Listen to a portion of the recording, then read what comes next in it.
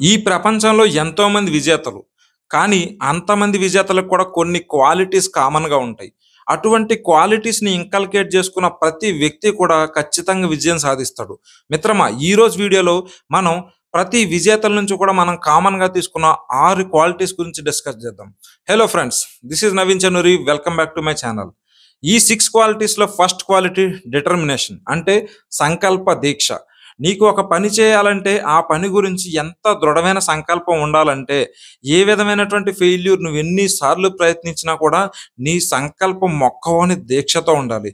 ఏ విధంగా అయితే Thomas Alva Edison ఒక బల్బు కనుక్కోవాలని చెప్పేసి ఒక సంకల్పాన్ని పెట్టుకుని 1000 సార్లు ఫెయిల్ అయినా కూడా 1001 ఆ బల్బుని కనిపెట్టడానికి ప్రయత్నించాడంటే అది ఎంత దృఢమైన సంకల్పం ఉంటేనే అటువంటి పనులు చేయగలుగుతాం.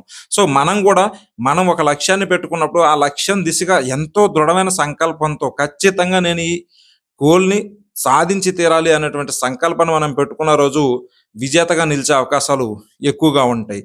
విజేతల్లో ఫస్ట్ కనిపించే లక్షణం డిటర్మినేషన్, సంకల్పం. సెకండ్ క్వాలిటీ డిసిప్లిన్, అంటే క్రమశిక్షణ. క్రమశిక్షణ లేని శిక్షణ వ్యర్థం. అంటే ఏదైనా సరే నువ్వు ఒక పని చేస్తున్నప్పుడు, ఒక లక్ష్యం దిశగా పయనిస్తున్నప్పుడు ఖచ్చితంగా ఒక క్రమశిక్షణతో ఒక టైం టేబుల్ పెట్టుకొని నీ యొక్క లక్ష్యాన్ని నువ్వు చేరుకోవాలి. నువ్వు వేసే అడుగులు చిన్నగా ఉండుండొచ్చు గాక, అయినా సరే వాటిని ప్రతిరోజు అదే టైంకో లేదా ఒక షెడ్యూల్లో నువ్వు అడుగులు వేసుకుంటూ వెళ్ళినప్పుడు నీ లక్ష్యాన్ని ఖచ్చితంగా చేరుకుంటావు. విజేతలందరిలో కామన్‌గా ఉండేటువంటి ప్రైమరీ లక్ష్యం డిసిప్లిన్. ఉదాహరణకి సెరీనా విలియమ్స్, తను టెన్నిస్ చరిత్రలో ఒక సంచలనం. సెరీనా విలియమ్స్ ఏమి ఆషామాషిగా టెన్నిస్లో అంత పెద్ద స్థాయికి చేరుకోలేదు. తను ఎంతో క్రమశిక్షణతో ప్రతిరోజు ప్రాక్టీస్ చేస్తూ, మొక్కవోని దీక్షతో ప్రతిరోజు క్రమశిక్షణతో ప్రాక్టీస్ చేసి తను ఆ విజయాన్ని సాధించడం జరిగింది. టెన్నిస్ చరిత్రలో తిరుగు లేనటువంటి పేరుని తను రాయించుకోవడం జరిగింది. మూడవ లక్షణం కాన్ఫిడెన్స్, విశ్వాసం. నీ మీద నీకు కాన్ఫిడెన్స్ ఖచ్చితంగా ఉండాలి. నువ్వు ఒక పని చేయగలుగుతానని నువ్వు 100కి 200% నమ్మినప్పుడు మాత్రమే నువ్వు విజయాన్ని సాధించగలుగుతావు.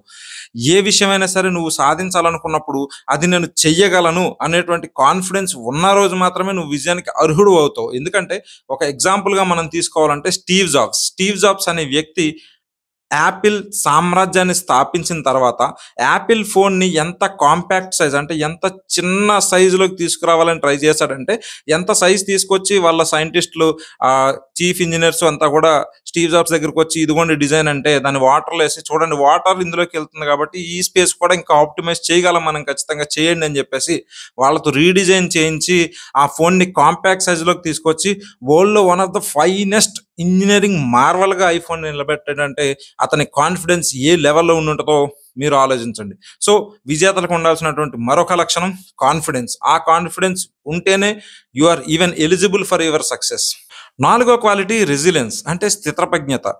జీవితంలో ఎన్నో కష్ట నష్టాలు వస్తుంటాయి. మనం ఎన్నోసార్లు ఇది ఖచ్చితంగా అయిపోద్ది ఈ పని అని ఎంతో కాన్ఫిడెంట్గా, ఎంతో క్రమశిక్షణగా, ఎంతో డిటర్మినేషన్తో ఆ పని చేస్తాం. అయినా సరే ఫెయిల్యూర్స్ వస్తాయి. ఎందుకంటే కొన్నిసార్లు పరిస్థితులు మన కంట్రోల్లో ఉండవు. చుట్టుపక్కల ఉన్నటువంటి పరిస్థితుల నేపథ్యంలో ఆ పని ఫెయిల్ అవ్వచ్చు కాక, అయినా సరే నువ్వు స్థితప్రజ్ఞుడివై, అంటే ఖచ్చితంగా నేను మళ్ళీ సాధించాలి, ఎటువంటి అడ్వర్సరీ పరిస్థితులు, ఎటువంటి గడ్డు కాలం ఎదురైనా కూడా నేను తట్టుకొని నేను నిలబడగలుగుతాను అనేటువంటి పరిస్థితిని నువ్వు చూపించగలిగినప్పుడు నువ్వు విజయాన్ని సాధిస్తావు. దీనికి బెస్ట్ ఎగ్జాంపుల్ ఓప్రా విన్ఫ్రే. తను చాలా పేదింటిలో పుట్టింది, అబ్యూస్కి గురైంది, ఎన్నో రకాలైనటువంటి అవమానాల్ని అందిపుచ్చుకుంది. అయినా సరే ఈ రోజు తిరుగులేని మీడియా మొగలుగా ఓప్రా ఉన్నారంటే అది తన యొక్క రెసిలియన్సీ, స్థితప్రజ్ఞతను చూపిస్తుంది.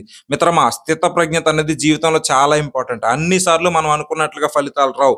కొన్నిసార్లు ఫలితాలు వ్యతిరేకంగా రావచ్చు, అవమానకర పరిస్థితుల్లో కూడా ఫలితాలు రావచ్చు. అయినా సరే పట్టు వదలని ఆ స్థితప్రజ్ఞతను చూపించిన రోజు నువ్వు విజయాన్ని ఖచ్చితంగా అందుకుంటావు.